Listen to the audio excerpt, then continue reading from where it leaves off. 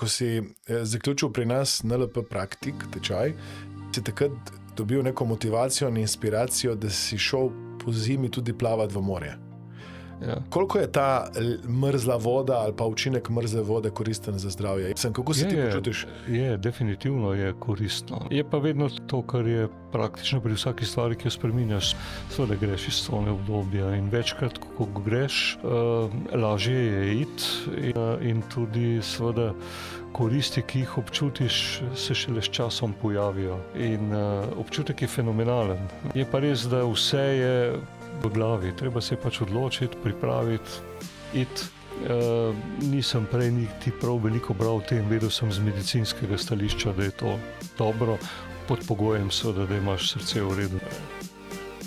Ko plavaš takrat po zimi, je fajn tudi to, da nima nobene gužve. Ja, morje je lepo, čisto. Je neke vrste privilegij, vidiš zunaj ljudi oblečene v puloverjih, bundah, plaščih in ti lepo mirno plavaš v morju.